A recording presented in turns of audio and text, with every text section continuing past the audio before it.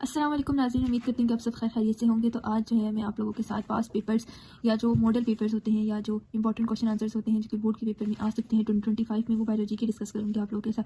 सबसे पहले जो है हम 5 चैप्टर जो हैं उनके बारे में डिस्कस करेंगे कि वो कौन कौन से इंपॉर्टेंट क्वेश्चन हैं जो कि फेडरल बोर्ड के पेपर में आ सकते हैं, और उसके बाद जो है वो हम बाकी के जो 5 चैप्टर्स हैं उनको डिस्कस करेंगे। ठीक हो गया।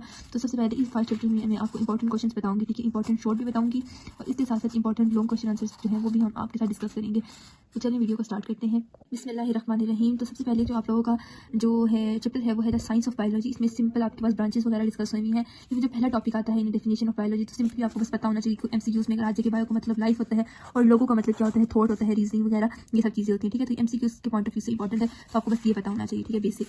उसके बाद ये कभी इस तरीके से एमसीक्यूज में नहीं आया और ना ही कभी short question answer, long question answer में आया है। उसके बाद हम चलते हैं कि मेजर फील्ड्स ऑफ बायोलॉजी कौन कौन सी होती हैं। तो इसमें कोई ना कोई फील्ड आपके पास आ जाती है, मॉर्फोलॉजी, एनाटॉमी, फिजियोलॉजी। ये MCQs related point of view से बहुत इंपॉर्टेंट है। फॉर एग्जांपल एनाटॉमी वगैरह आपको आ जाता है कि एनाटॉमी किस स्ट्रक्चर्स को डील करती है, इंटरनल स्ट्रक्चर्स को डील करती है, एक्सटर्नल स्ट्रक्चर को डील करती है। ठीक हो क्या। मॉर्फोलॉजी क्या होती है ये आपको बेसिक पता होना चाहिए। या अगर आपके पास एग्जांपल आ जाए, for example root, stem and leaves and flowers होते हैं वो हम किस में डिस्कस करते हैं, मॉर्फोलॉजी में डिस्कस करते हैं। ठीक है, फिजियोलॉजी में हम क्या डिस्कस करते हैं, जितने भी ऑर्गन्स की स्टडी होती है ना वो फिजियोलॉजी में हम स्टडी करते हैं। ठीक है क्या। या डिफरेंट प्रोसेसेस जो होते हैं ना, फिजियो मतलब क्या होता है, प्रोसेसेस जितने भी होते हैं। ठीक है, एंड लोगोस होता है कोई भी स्टडी, तो जितनी भी फोटोसिंथेसिस की स्टडी होगी या उसकी रिस्पायरेशन हो गया, डाइजेशन, इन सब जो स्टडी होती है वो हम किस में डिस्कस करते हैं, फिजियोलॉजी की। इस तरह आपकी बुक में आगे भी काफ़ी सारी दी है ब्रांचेस, तो ये सारी ब्रांचेस आप लोगों ने दफ़ा पढ़ लेनी है लाजमी, और इनकी जो एग्जाम्पल लिखी हुई है ना वो भी आप लोगों ने लाजमी कर लेनी है, क्योंकि अक्सर एमसीक्यूज पॉइंट ऑफ व्यू से कोई भी आपको क्वेश्चन आ सकता है इसका। ठीक हो क्या। ये सारी फार्माकोलॉजी, इम्यूनोलॉजी आप लोगों को एक दफ़ा रीड आउट कर लेनी है।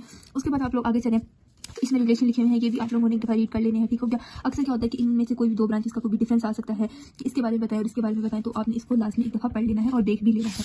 उसके बाद अगर आगे आप लोग चलते हैं तो यही सिंपली इसका भी होता है कि the careers that requires a background in biology में कौन कौन से होते हैं। ठीक हो गया। तो इनको भी आप लोगों ने पढ़ लेना है। हो सकता है कि शॉर्ट क्वेश्चन आंसर में आ जाए तो आप कोई भी 3 या याद कर लें कि अगर आपके पास आ जाए तो कोई भी आप 3 लिख लें। ठीक हो गया। और यही क्वेश्चन बनता है, यही क्वेश्चन बनता है कि the careers that required a background in biology, मतलब कौन से ऐसे करियर्स हैं जो कि बैकग्राउंड इन बायोलॉजी में इंपॉर्टेंट होते हैं। ठीक हो गया। फिर जो मेन इंपॉर्टेंट है वो है कि science is a collaborative field. ठीक है, कोलैबोरेटिव फील्ड में साइंस का क्या रोल होता है ये भी आपको शॉर्ट में आ सकता है। ठीक हो गया। तो आप बेसिकली इसकी सिंपली डेफिनेशन लिखेंगे, इसकी एग्जांपल लिखें। ठीक है, एक एग्जांपल आगे भी दी गई है, आप लिखें, आपका शॉर्ट कंप्लीट हो जाएगा। ठीक हो गया। फिर आगे आपके पास आ जाते हैं बायोलॉजिकल मेथड, ये बहुत ज़्यादा इंपॉर्टेंट है। ठीक है, इसमें आपके पास आपको पता होना चाहिए कि स्टेप्स कौन कौन से हैं। ठीक हो गया। जैसे कि आपको ये वाले 6 स्टेप्स तो लाजमी पता होने चाहिए कि ये कौन कौन से स्टेप हैं, एक्सपेरिमेंट होते हैं, रिजल्ट आखिर में आता है। ठीक है, ये आपको लाजमी पता होने चाहिए। फिर उसके बाद आपको अक्सर आ सकता है, शॉर्ट में भी आ सकता है कि आप इसके हाइपोथेसिस के बारे में बताएं। ठीक हो गया ना, मतलब हाइपोथेसिस क्या होते हैं कि जनरल स्टेटमेंट होनी चाहिए, टेंटेटिव आइडिया होना चाहिए, अक्सर आपको शॉर्ट में भी वो लोग पूछ सकते हैं। ठीक हो गया। फिर जो मेन चीज़ आती है वो इंपॉर्टेंट है आपके पास हाइपोथेसिस, थ्योरी और लॉ। हाइपोथेसिस, थ्योरी और लॉ में क्या क्या इंपॉर्टेंस है, मतलब क्या क्या इन तीनों में डिफरेंस है, ये आपको पता होना चाहिए। एमसीक्यूज में आ जाता है कि इफ और देन जो है वो क्या है, एक लॉ है, एक थ्योरी है, एक हाइपोथेसिस है, तो ये चीज़ें आपको पता होनी चाहिए। कॉजेज ऑफ मलेरिया इंतहाई इंपॉर्टेंट है, आप लोगों को ये लाजमी आने चाहिए कि प्लाज्मोडियम जो होता है वो क्या होता है, और ये वाली जितनी भी कॉजेज ऑफ मलेरिया जो भी पैदा होती हैं ये भी आप लोगों को लाजमी आनी चाहिए। तो हम मूव करते हैं अपने सेकंड चैप्टर की तरफ, जो है बायोडाइवर्सिटी। बच्चों, आप लोगों ने ये चीज़ लाजमी याद रखनी है, कोई भी चैप्टर करने से पहले आप लोगों को उस चैप्टर का मीनिंग का पता होना चाहिए कि बायो का मतलब आपको पता है कि लाइफ होता है, और डाइवर्सिटी का मतलब क्या होता है, वैरायटी ऑफ ऑर्गेनिज्म जो कि अर्थ पे होते हैं। ठीक हो क्या। या अगर आपको नहीं पता तो आप लोगों ने जब भी कोई भी चैप्टर करना होता है सबसे पहले उस चैप्टर की डेफिनेशन लिखी हुई होती है। ठीक है, अक्सर बायोलॉजी में जितने भी आपके पास एमसीक्यूज आएंगे वो सारी आपकी बुक की लाइंस ही एज इट इज लिखी हुई होंगी और उन्हीं के ही ऑप्शन बने हुए होंगे। ठीक हो क्या। जैसे कि आप यहाँ पे देखेंगे, biodiversity is defined as a variety of living organism on earth. ठीक है, अब ये एमसीक्यूज आपको एमसीक्यूज आता है कि variety of organism between the organism में वैरायटी है, या अक्रॉस ऑफस्प्रिंग में वैरायटी है, किस में वैरायटी है। ठीक हो गया। तो आपने इन चीज़ों को लाजमी देखना है। ठीक हो गया। फिर हम मूव करते हैं अपने सेकंड फेज के ऊपर। तो यहाँ पे आप लोगों ने देखना है कि एडवांटेजेस ऑफ क्लासिफिकेशन। ठीक है, एडवांटेज ऑफ क्लासिफिकेशन क्या होते हैं ये आप लोगों ने पढ़ लेने हैं कि टेक्सोनॉमी क्या होती है। ठीक है, आइडेंटिफिकेशन, ये सब चीज़ें। ठीक हो गया। फिर उसके बाद क्या होते हैं आपके पास aims and objective of classification, ये इंतहाई इंपॉर्टेंट है कि ये अक्सर आपको शॉर्ट में लाजमी आ सकता है, तो आप लोगों ने एज इट इज जिस तरह ये लिखा हुआ है ना बिल्कुल वैसे ही लिखना है। फिर हिस्ट्री ऑफ क्लासिफिकेशन आप लोगों ने पढ़ लेनी है कि कितनी स्पीशीज़ में हुआ है क्रॉस। ठीक हो क्या। ये अक्सर एमसीक्यूज पॉइंट ऑफ व्यू से आ सकता है, शॉर्ट में नहीं आ सकता क्योंकि थोड़ा सा ये मुश्किल है, तो आपको बस ये पता होना चाहिए कि जैसे कि विल्डरनेस है। ठीक है, इन्होंने क्या क्या किया है, इन्होंने स्पीशीज़ में मतलब क्या कुछ दिखा, सिमिलर कैरेक्टरिस्टिक्स देखी हैं, कैसी कैरेक्टरिस्टिक्स दी है, जॉन रे ने किसी क्लासिफिकेशन पेश की है, ये आपको बस पता होना चाहिए। ठीक हो क्या। फिर उसके बाद ये आप लोगों ने 5 किंगडम की आगे भी मैं आपको बताती हूँ। ठीक हो क्या।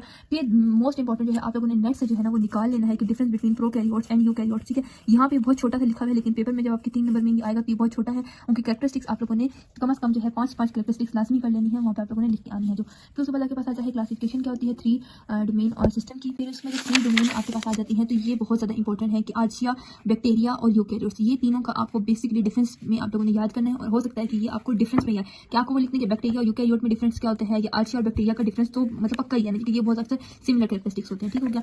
फिर आगे पास जो यूकैरियोट की जो डोमेन है ना वो आप लोगों ने याद रख लेनी है कि प्रोटिस्टा होती है, फंजाई होती है, प्लांटी होती है और एनिमिलिया होती है, ये आप लोगों ने एक दफ़ा लाजमी पढ़ लें। फिर आपके पास जो शॉर्ट क्वेश्चन आंसर में आ सकता है कि टेक्सोनॉमी रैंक्स बताएं क्लासिफिकेशन के।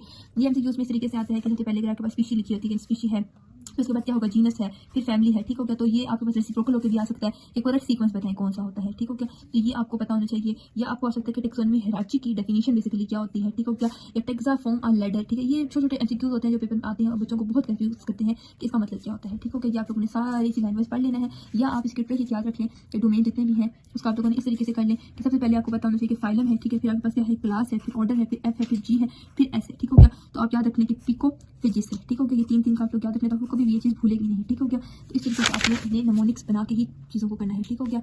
अच्छा, फिर उसके बाद आप लोगों ने स्पीशीज की डेफिनेशन करनी है, इसकी एग्जांपल अच्छी से याद कर लेनी है। फिर आपके पास है बाइनोमियल नोमेनक्लेचर क्या होता है, ये भी आप लोगों ने इसकी डेफिनेशन अच्छी से याद करनी है और इसकी भी एग्जांपल याद करनी है। फिर आपके पास होते हैं कि साइंटिफिक नेम क्या होते हैं, साइंटिफिक नेम्स को लिखा किस तरीके से जाना है, इसकी भी आप लोगों ने अच्छी से प्रैक्टिस करनी है। फिर आप लोगों को जो डिफरेंस में क्वेश्चन आता है वो आता है वायरसेस का, ठीक है, कि वायरसेस मतलब लिविंग और नॉन लिविंग, मतलब इनकी कैरेक्टरिस्टिक्स क्या होती है, कि लिविंग में कौन से कैरेक्टरिस्टिक्स शो करते हैं और नॉन लिविंग में कौन से करते हैं, ठीक है। तो नॉन लिविंग वाले ये हैं, लिविंग वाले ये हैं। फिर साइड बॉक्स में ये चीज़ कहना प्रियॉन्स और पीरियड्स क्या होते हैं, ये भी आप लोगों ने कम से कम 3 या 4 डिफरेंसेस लाजमी करके जाने हैं। ये मैंने इसके यहाँ पे डिफरेंस भी लिखा हुआ है, आप लोग यहाँ से भी याद कर सकते हैं। और अगर आपको कोई नट से इजीली मिल जाते हैं तो वो भी आप याद कर सकते हैं। अब हम चलते हैं अपने थर्ड चैप्टर की तरफ। उसके बाद है सेल का। अब सेल के अंदर जो चीज़ें होंगी वो तकरीबन सारी इंपॉर्टेंट है, ठीक होगा। सेल के अंदर मेन चीज़ें क्या होती हैं, अक्सर आपको जो है ना वो डायग्राम भी बनाने को आ सकती है कि प्लांट सेल की बनाए और एनिमल सेल की बनाए, ठीक है। मोस्टली आपको एनिमल सेल आ सकते हैं, एनिमल सेल के अंदर काफ़ी सारी चीज़ें होती हैं। उसके बाद सेल मेम्ब्रेन होती है, ठीक हो गया, वैक्यूल्स होते हैं, माइटोकॉन्ड्रिया होती है, न्यूक्लियर मेम्ब्रेन होती है, न्यूक्लियस होता है। तो आपने इसको एक दफ़ा मेमोराइज जरूर कर लेना है, ठीक हो गया। फिर उसके बाद जो है वो सेल वॉल, सेल वॉल आपको ये शॉर्ट क्वेश्चन आंसर में भी आ सकती है, ठीक हो गया। सेल मेम्ब्रेन के लिहाज से फ्लूइड मोज़ेक मॉडल जो है ना उसकी डायग्राम भी आप लोगों ने कर लेनी है और वो भी बहुत ज़्यादा जो है ना वो इंपॉर्टेंट है क्योंकि इसकी डायग्राम बहुत ज़्यादा इंपॉर्टेंट है, ठीक है। आपको क्वेश्चन क्या आ सकता है कि fluid mosaic model of cell, जितने भी ऑर्गेनेलिस हैं, जैसे प्लास्टिक हो गई, क्रोमोप्लास्ट हो गया, ल्यूकोप्लास्ट हो गई, ठीक हो गया, ये वैक्यूल हो गया, सेंट्रियोल्स हो गया, साइटोस्केलेटन हो गया, ये आपको शॉर्ट में आ सकते हैं, ठीक हो गया। या आपको एमसीक्यूज में आ सकता है कि प्लांट वैक्यूल को आप लोग क्या कहते हैं, मेम्ब्रेन ऑफ प्लांट वैक्यूल्स को टोमोप्लास्ट कहते हैं। टर्गल प्रेशर क्या होता है, ये छोटी छोटी चीज़ें होती हैं जो कि एमसीक्यूज में बनके और शॉर्ट क्वेश्चन आंसर में बनके आपके पास आती है, ठीक हो गया। अब जो मोस्ट इंपॉर्टेंट थिंग है वो होती है सीलिया फ्लैजिला क्या होता है, ठीक है। इनका मेन डिफरेंस आपको आना चाहिए, ठीक हो गया।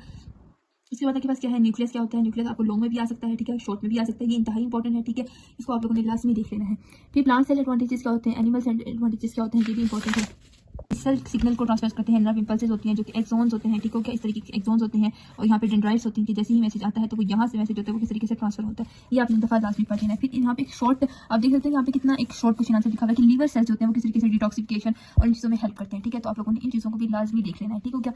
बाकी डिवीजन ऑफ लिवर यहाँ पे ये सच इंपॉर्टेंट नहीं है, लेकिन अगर आप पढ़ना चाहें तो लाजमी आप लोग कर भी लें, ठीक हो गया। आप एक बार पढ़ लें कि राइबोसोम्स का फंक्शन या माइटोकॉन्ड्रिया का, तो मैंने आपको पिछले ही बता दिया। अब हम मूव करते हैं अपने फोर्थ चैप्टर के ऊपर। अच्छा, अब हम जब सेल साइकिल की तरफ पढ़ते हैं तो आपको सेल साइकिल में जितने भी फेजेस होते हैं, G1 S phase, G2 M phases, ये आपने याद तो करना है, लेकिन आपने इनमें मेन जो बात है ना कि इनमें क्या क्या प्रोसेस हो रहा है वो लाजमी याद रखना है, ठीक है। आपकी बुक में बहुत ही खूबसूरत सा ये देख सकते हैं टेबल बना हुआ है, ठीक है, कि एस फेज में क्या होता है कि डीएनए की क्या होती है, रेप्लिकेशन होती है, ठीक है। एस फेज को सिंथेसिस फेज भी कहते हैं और या G2 फेज, ये आपने ये प्रोसेस जो है ना ये बिल्कुल टेबल याद रख लेना है। आपको सेल साइकिल अगर आता है पेपर में तो अपनी क्लास में ड्रॉ कर लेना है। ये एमसीक्यूज पॉइंट ऑफ व्यू से लॉन्ग क्वेश्चन की लिहाज से ये बहुत ही इंपॉर्टेंट है, ठीक हो गया। और इनमें से आपने मेन पॉइंट जो है वो याद कर लेना है, ठीक हो गया।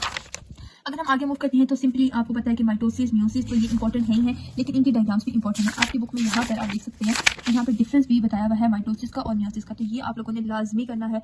ये बहुत ज़्यादा इंपॉर्टेंट है एमसीक्यूज के लिहाज से भी या लॉन्ग क्वेश्चन आंसर के लिहाज से भी, ठीक हो गया।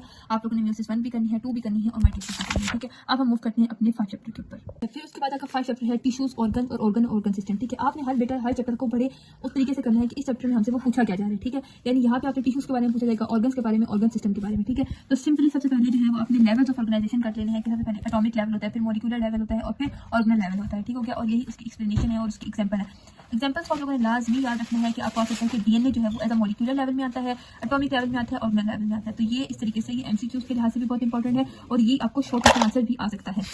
अगर हम आगे चलते हैं तो ये आएगा, आगे सेलुलर लेवल आ जाता है, फिर टिश्यू लेवल आएगा, फिर ऑर्गन लेवल आएगा, फिर ऑर्गन सिस्टम, फिर ऑर्गेनिज्म लेवल। और ये सिंपली एक ऑर्गन की आपको एग्जांपल भी दी हुई है कि किस तरीके से होता है, ठीक हो गया। आपको ये शॉर्ट क्वेश्चन आंसर आ सकता है कि ऑर्गन सिस्टम कैसे वर्क करता है, ठीक हो गया। ये शॉर्ट में आपके पास आ सकता है, तो इसकी आपने एग्जांपल भी करनी है।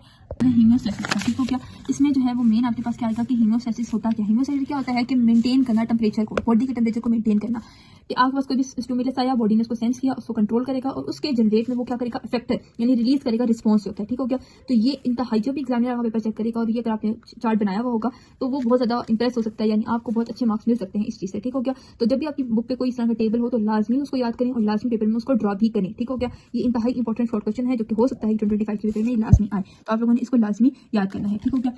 फिर आगे ये सारे सिस्टम लिखे हुए हैं, आपने इनको लाजमी पढ़ लेना है। ये कोई सी भी शॉर्ट क्वेश्चन आंसर में आ सकते हैं, ठीक हो गया। ये सारे सिस्टम्स को आप लोगों ने एक दफ़ा देख लेना है। क्यूरेनरी सिस्टम क्या काम करता है, स्केलेटन सिस्टम हमारी बोन्स को, कार्टिलेज को, रेस्पिरेटरी आपको पता, मतलब आपको बेसिक नॉलेज होना चाहिए कि फॉर एग्जाम्पल कोई शॉर्ट में अगर आ जाए कि नर्वस सिस्टम क्या काम करता है, तो आपको एक अंडरस्टैंडिंग हो, ठीक हो गया। फिर यहाँ पर आपके पास structure and function of leaf लिखा हुआ है, आप लोगों ने इसको भी एक दफ़ा पढ़ लेना है, ठीक हो गया।